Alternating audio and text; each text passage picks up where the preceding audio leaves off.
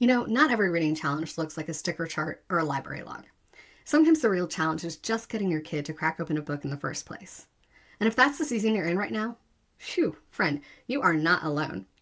This episode is all about the real summer reading struggles, the kind that show up when the excitement is worn off, the routines have unraveled, and reading, well, that's taken a backseat to popsicles, pool days, and way more screen time than you ever planned. So today, I want to talk to you about what to do when the summer slump hits. Not in a let's fix everything kind of way, but more like a let's take a breath and gently reset kind of way. We'll reframe what the midsummer slump actually means, and I'll walk you through a few ways to shift things without guilt, without pressure, and definitely without a full-on overhaul.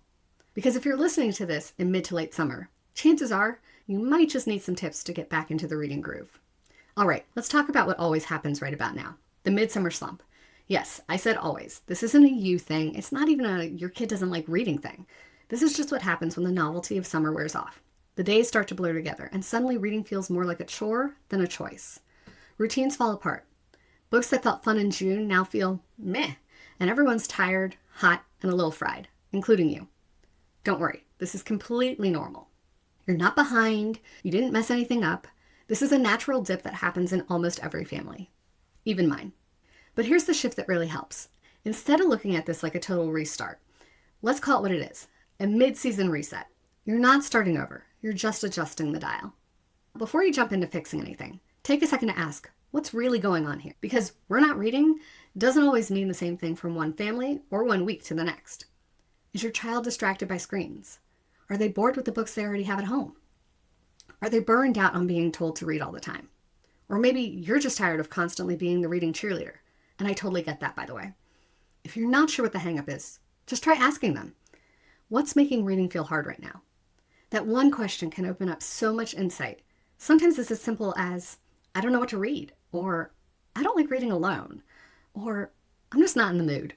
And once you know what's underneath the resistance, it's a whole lot easier to meet them there.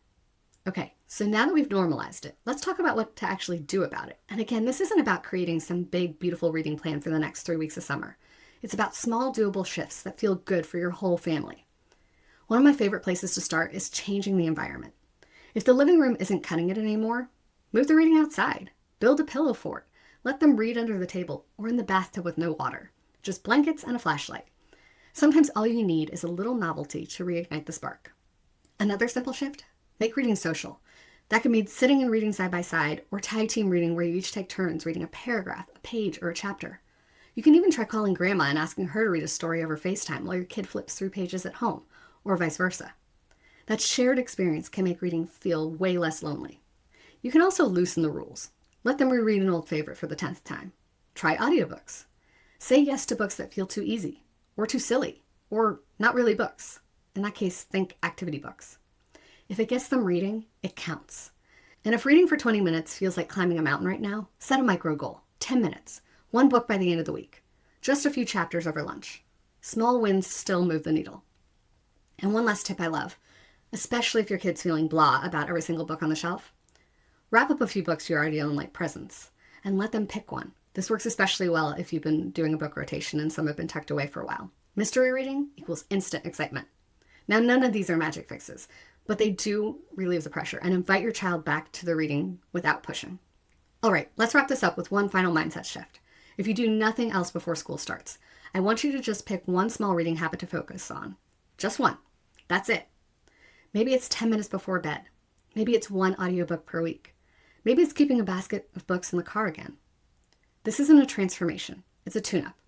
Think of it like brushing your teeth after a summer of s'mores. You're just helping your child ease back into a rhythm so the transition to school feels smoother, not sudden. And most importantly, keep the tone light. This isn't about having the perfect ending to your summer. It's about finding your way back to what matters, gently. So here's what I want you to do this week. Take a deep breath, think about the real challenge you're facing right now when it comes to reading, and pick one tiny tweak to try. That's it. And if you're still feeling stuck, please shoot me a DM at Engaging Reluctant Readers or email me at ellen@engagingreluctantreaders.com.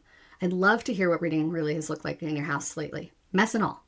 I'll be cheering you on through every midsummer reset and every single page you read from here to the first day of school. It's not too late. You haven't missed your chance. The reset starts right here, right now where you are. Next week, we're building right on this, taking those midsummer reading resets and turning them into something simple, fun, and sustainable. We're talking about how to set reading goals that actually stick. No pressure, no guilt, just easy steps and tiny wins your kiddo can feel good about. If you're ready to help your child go from maybe reads today to, hey, I'm into this before school starts, you won't want to miss it.